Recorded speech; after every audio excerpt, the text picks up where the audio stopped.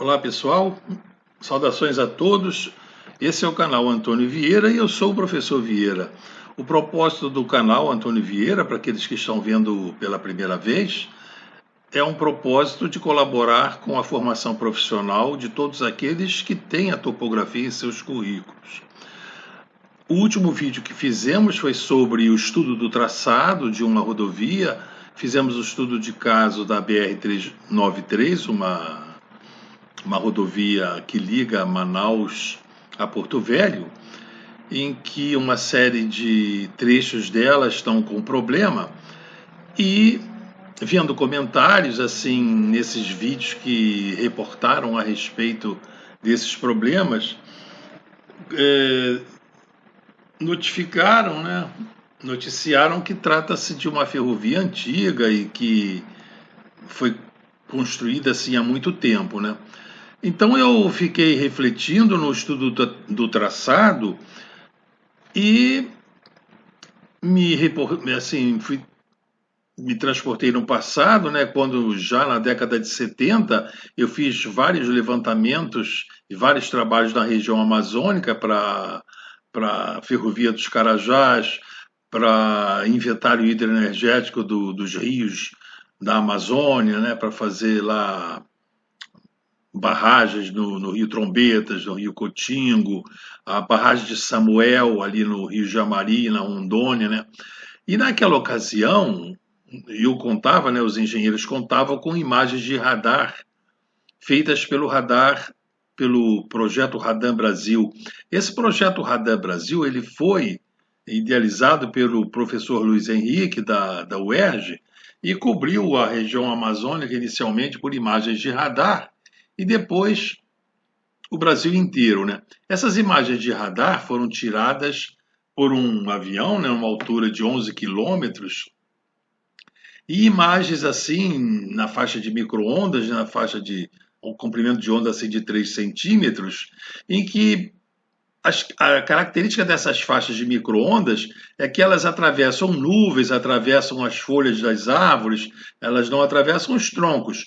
Então as imagens poderiam ser feitas de dia, de noite, até durante períodos de chuva, que elas captavam aquelas informações vindas do solo, né? E foram feitos então mosaicos com as imagens desse radar na escala 1 para 250 mil e foram usadas assim para fazer esses estudos, assim como eu usei, muitos outros engenheiros usaram, né? Então eu estava imaginando se na BR-363 eles teriam, tanto nessa BR quanto em outras estradas do Amazonas usado essas ferramentas, essa ferramenta das imagens de radar no estudo do traçado. Vamos hoje, como já temos mais ferramentas, temos, por exemplo, o Google Earth, vamos ver o Google Earth para estudar esse traçado da BR-393 para ver onde ficam esses pontos críticos. É lógico que naquele tempo, na década de 70, não sei quando começou o estudo dessa 393, não tinha essa ferramenta, né? Mas hoje temos, né? Então vamos para Manaus, aqui na ferramenta, para a gente passear na BR-393, identificar alguns trechos críticos para a gente trocar umas ideias. Bom, já estamos aqui em Manaus.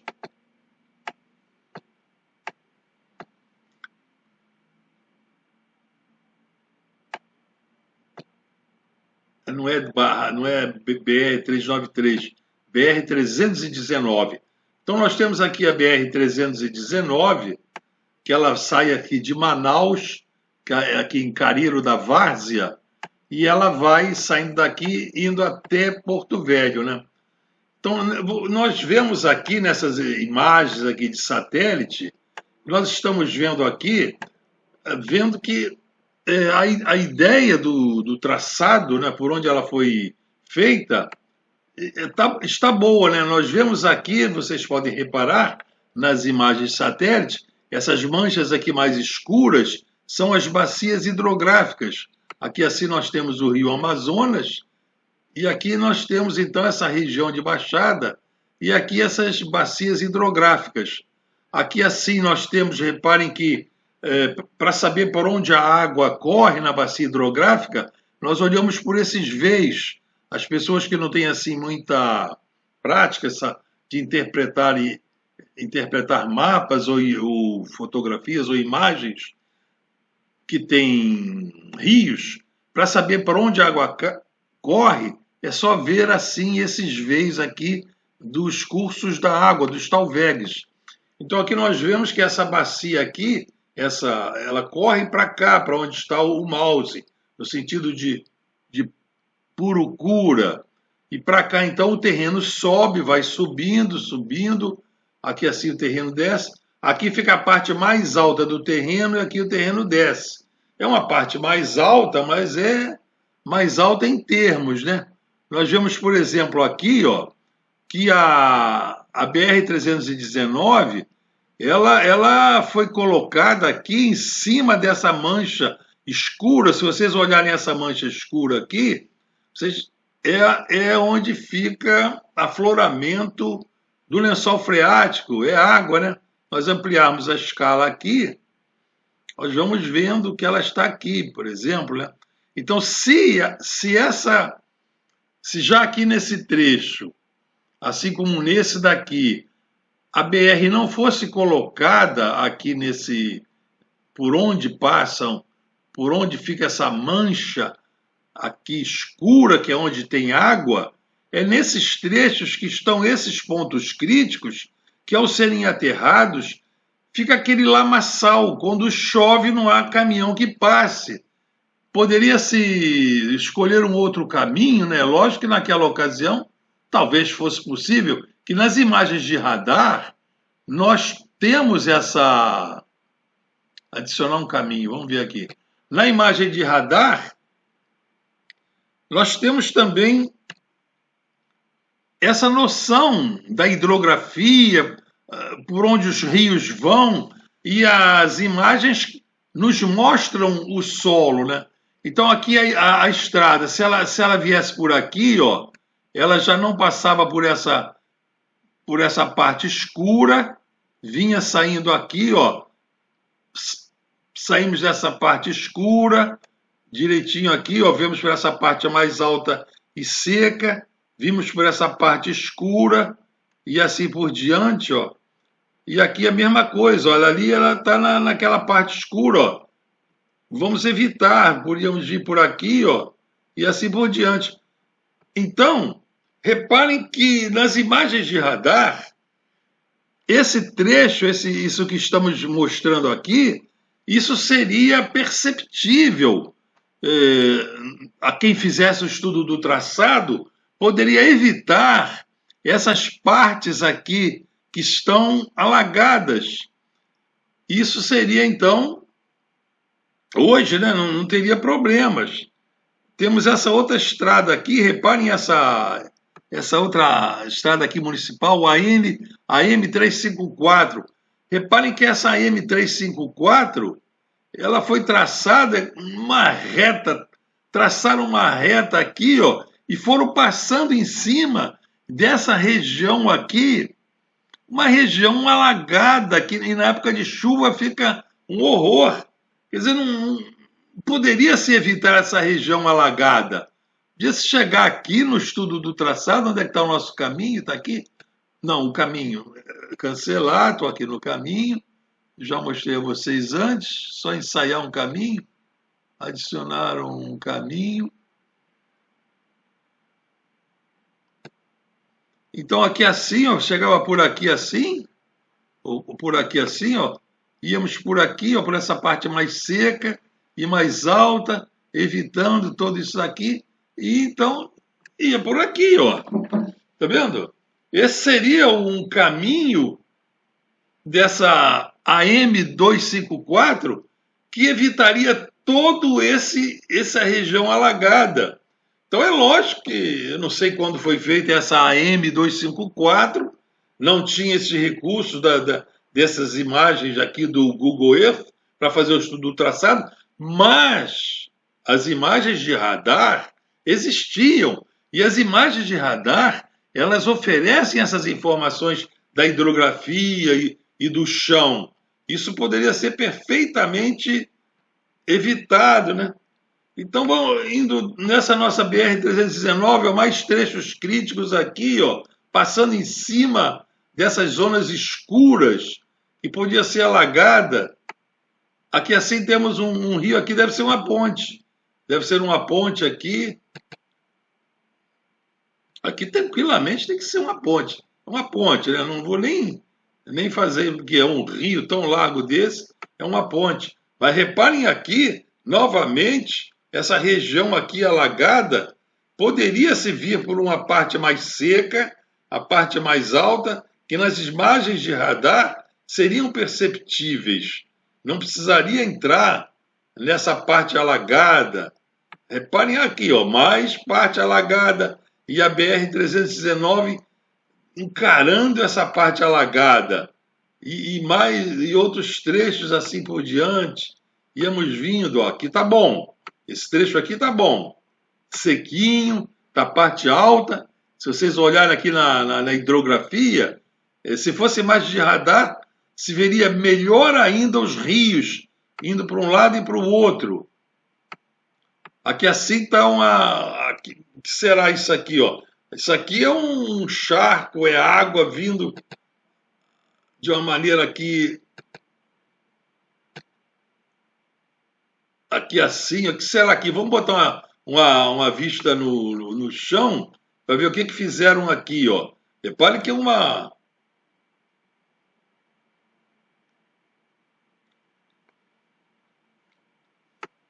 Repare aqueles trechos, olha, aquela água de um lado, água de outro. Então são nesses trechos, como nós já vimos em outros vídeos, que a BR botaram aterro ali, ó. Repare que isso aqui é aterro.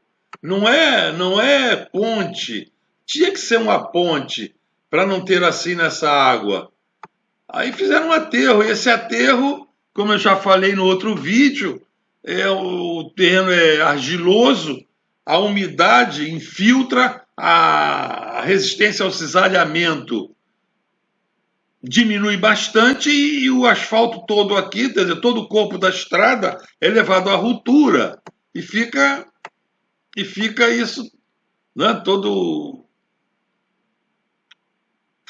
tendo uma manutenção muito cara, ó. Esse trecho aqui já foi consertado, já um trecho que ruiu e foi consertado. Então poderia-se evitar esses trechos. Evitava-se esses trechos. Vou sair aqui desse Street View. Evitava-se esses trechos, né? E vamos indo, região extremamente alagada, podia se sair daqui, ia para um lugar mais seco. E o traçado dessa BR parece que é um traçado de um TGV, para um TGV, para uma ferrovia assim, de trens de alta velocidade, tem que ser reto. Podia fazer curvas fugindo dessas regiões alagadas, mas fugindo, fazendo curvas e saindo delas. Podia fazer isso. Aí parece que pegaram uma régua grande assim e chegaram lá no terreno, meteram um teodolito, traçaram o rumo de Manaus para Porto Velho e foram indo, rapaz. Olha, está aqui mais água e aterro, água e aterro. Então, senhores, nessa visão aqui por alto, se vê perfeitamente que a localização, o estudo do traçado da BR-319, ele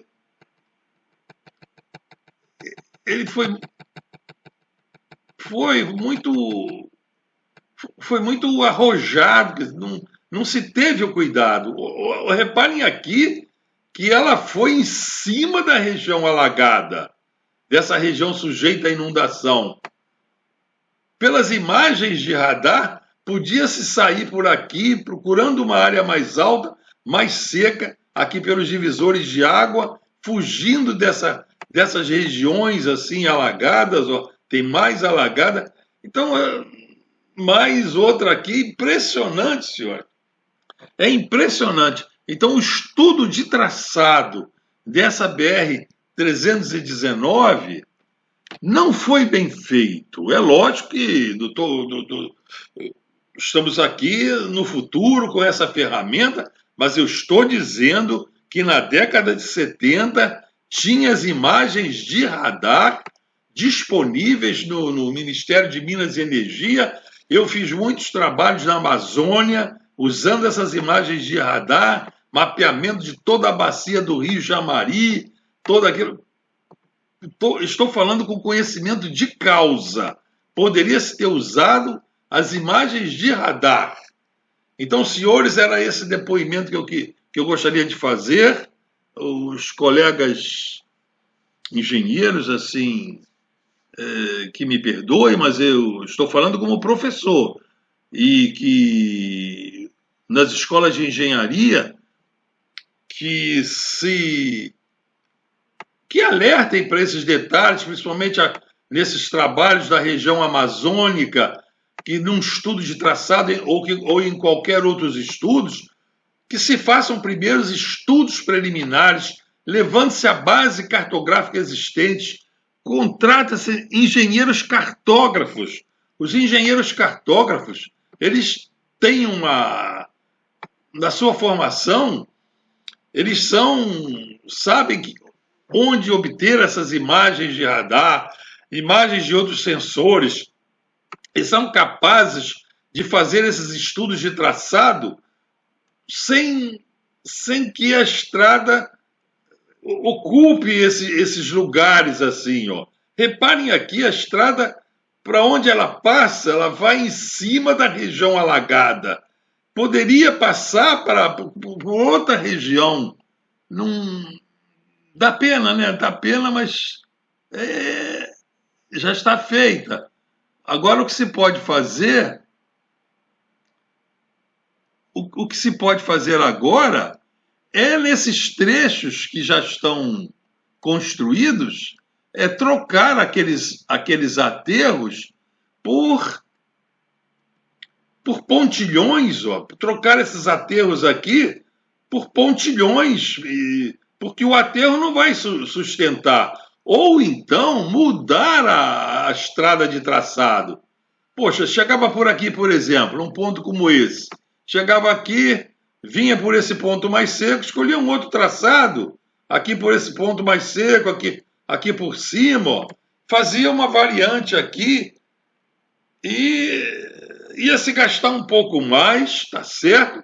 Mas a manutenção seria muito melhor. Abandonava esse trecho aqui, que no futuro ia ter um retorno em termos do custo de manutenção, que seria muito menor. Ó, esse trecho todo aqui, substituindo esse, olha quanto aterro aqui nessa zona alagada ia ter, e o tráfego parando. Quando chove, vocês veem aí nessas imagens, os caminhões no lamaçal aqui danado. Aqui por cima já está o terreno mais seco, poderia ser melhor. Senhores, eu não quero alongar, não vou até lá Porto Velho, mas se fosse até Porto Velho, teríamos o mesmo panorama, podíamos ir escolhendo outros trechos, mas fica aí a apreciação de vocês, deixem seus comentários, e os professores que estejam vendo isso, professores de topografia, de estradas, aí da região norte, se quiserem comentar alguma coisa, fica tudo bem. Então, até a vista, pessoal. Inscrevam-se no canal, compartilhem esse vídeo com outras pessoas, e eu não estou à vontade, né? Lógico, não fico assim à vontade de fazer um vídeo assim, mostrando esses defeitos assim do traçado, mas eu estou falando como professor, como educador. Tá, professor? Então, até a vista, pessoal.